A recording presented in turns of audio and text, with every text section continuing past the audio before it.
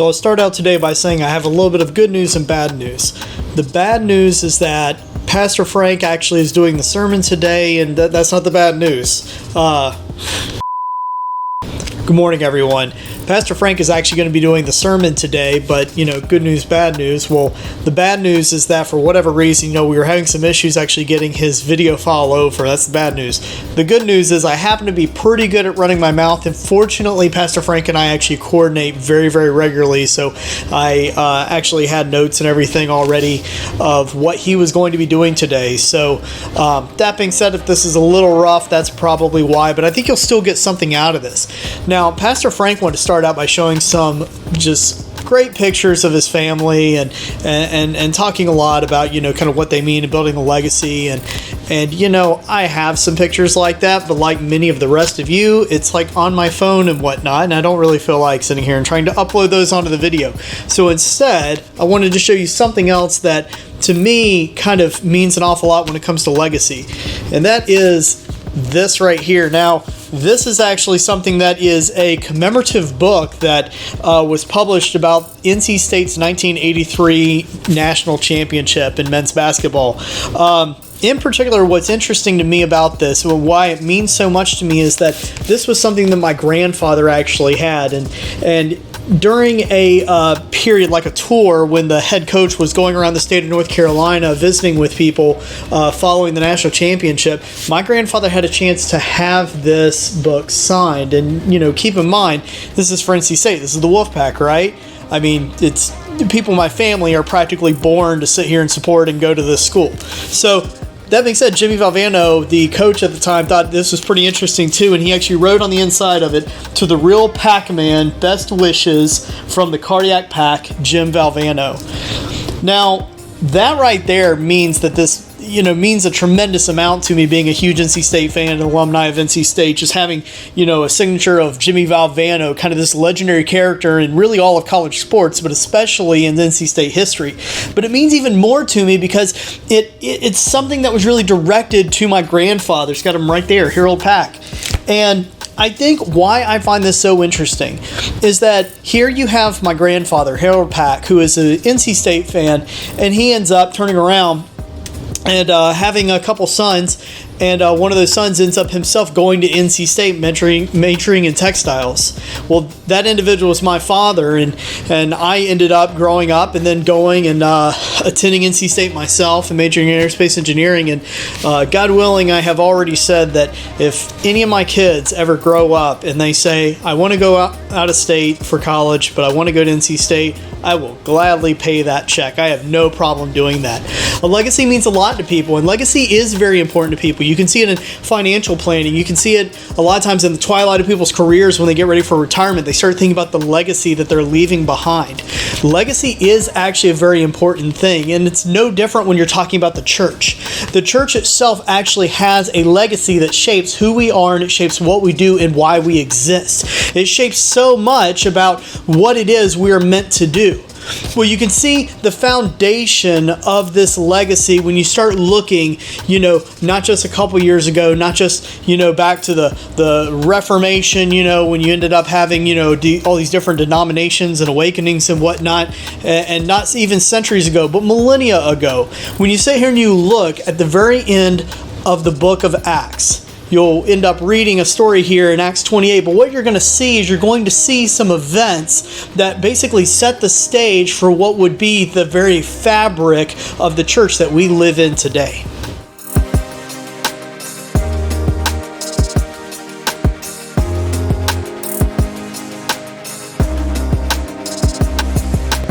Hopefully in your groups you were able to talk about how, there in Acts 28 you see that Paul is in fact planting a church. It's basically something where God created the conditions around him that led to the planting of a new church community that didn't exist in the past. Sometimes planting is something that we do in kind of the church community because it's a deliberate thing. We come together as a church and we want to reach another group of people. Sometimes it's something that, the surroundings around us, the conditions that we're living and just kind of move us to a point that we say, well, I guess we're going to have to plant a church.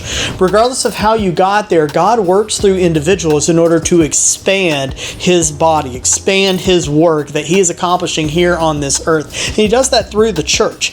It's built into the legacy of who we are.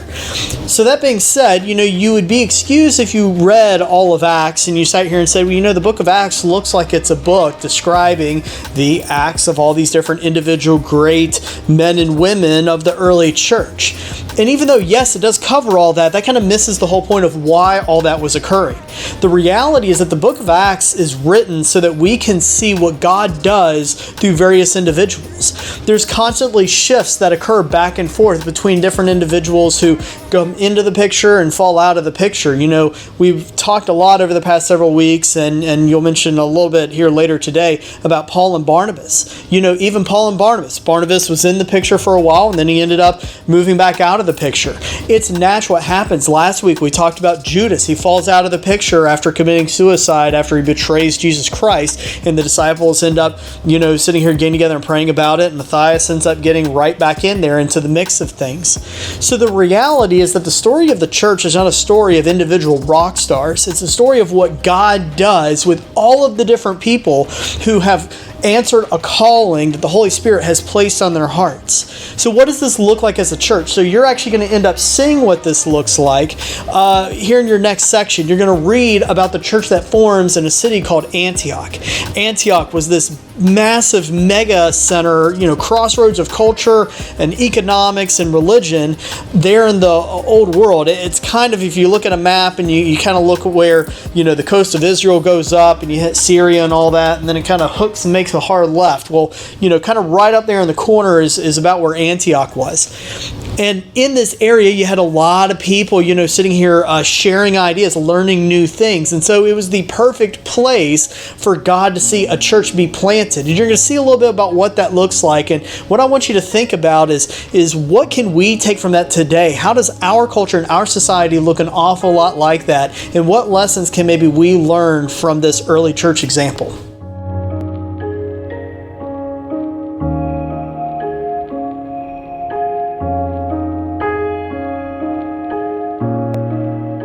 When you look at this church in Antioch, you can quickly start seeing two separate groups kind of starting to identify themselves. You have individuals who appear called to speak more to the Gentile, individuals who don't have that benefit of a Torah and all of the other oral traditions that go along with it.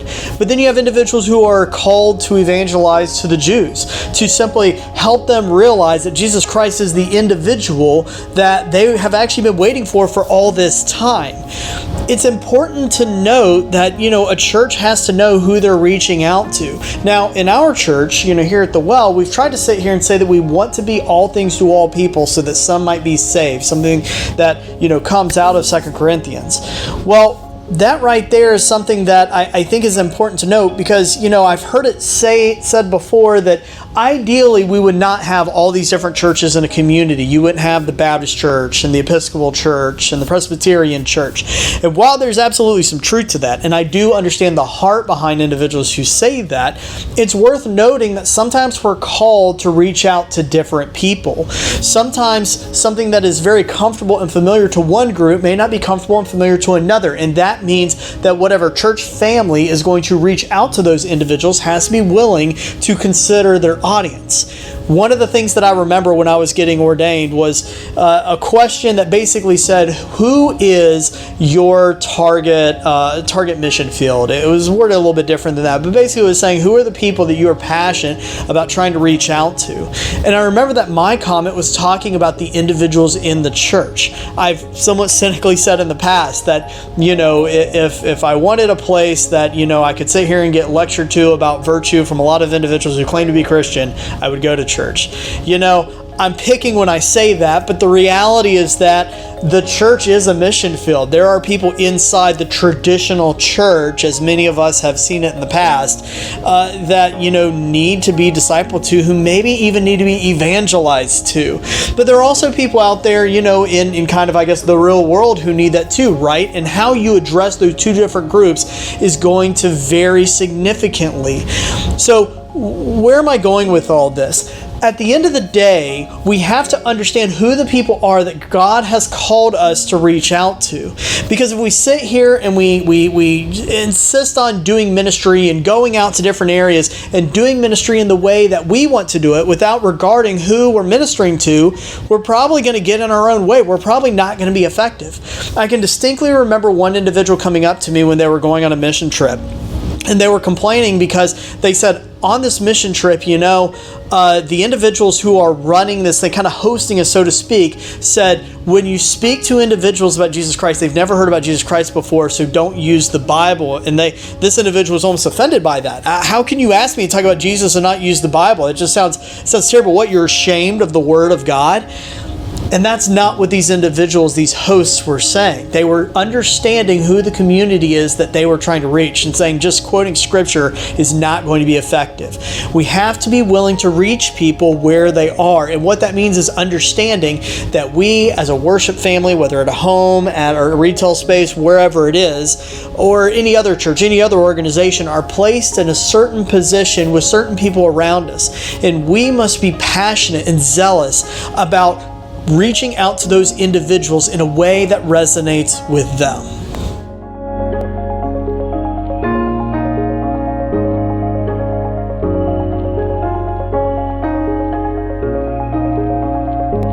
Tony Merida, in his book here, he basically says that if a church isn't sending, then it's ending. We shouldn't exist just simply to be in our own little group. As a church, as the Well, we don't want to just simply stall out and be what we've always been. I can remember sitting in a church meeting one time when somebody very boldly said, you know what, I don't like all this growth stuff going on in this church. Part of the reason why I like this church is because this is the way I grew up in it and this is the way it's always been. And honestly, I would be just happy as a lark if it never changed and never grew beyond this. What a self-centered way to look at the church. The church doesn't exist to perpetuate itself. It exists to perpetuate Jesus Christ. And so that being said, that's what we want to be. As a home church, we want to be looking at how can we reach out? How can we plant? As the hub church, we want to be looking at how can we change? How can we modify things? How can we provide more support to different groups? Maybe a group in a very different type of home church. Maybe a group that is meeting in a retail space. Maybe another thing that looks an awful lot like the hub, but just led by somebody else. What would those things look like? As Christians, if we're really putting our own ego on the back burner and we're really putting Christ first, we will be willing to consider who Christ has put in our lives to minister to. Now, there are some questions that are here at the very end, and if you have time, I know sometimes you guys go, long, and that's awesome. But if you end up having some additional time, there are some questions, and I'll make certain to send something to Shar to just kind of, summarize these things in case you guys don't have the book. I know you've already been reading the book, but just in case. But it's on page 170, so you can go and you can look at some of these. But at the end of the day, what I want you to take away from this entire conversation is this. As a church, we need to be passionate about sending individuals, groups, teams, other churches, whatever it is, out wherever it needs to be in order to see lives touched, whether that means discipleship, whether that means evangelism, or whether that means just passionate care. And in doing that, we can't be too individualistic. We can't just be a whole bunch of lone wolves running around out there, but we also can't be a slave to the institution. We can't sit here and move at the speed of bureaucracy. We need to be whatever God needs us to be. And sometimes what that means is going and doing things that we don't have a plan for. Sometimes that means saying, I don't have any idea how this is going to sustain itself. Sometimes what that means is maybe I feel like I need to, I feel like I want to. I may have that pulling on my heart to sit here and host my own Bible study, home church, whatever. But I just don't know if I can commit to it every week. I don't know if my schedule will kind of work out and everything. Let's give ourselves permission to fail, because at the end of the day, it's not about us, it's not about our own pride, it's not about our own ego. Let's be okay with failing on our level so that we can see God succeed at His level. And when we do that, I think all of our faiths will be stronger, and I think we will all be tremendously blessed for it. So with that, I thank you all. I hope you guys enjoy your week, and until we can meet again, God bless.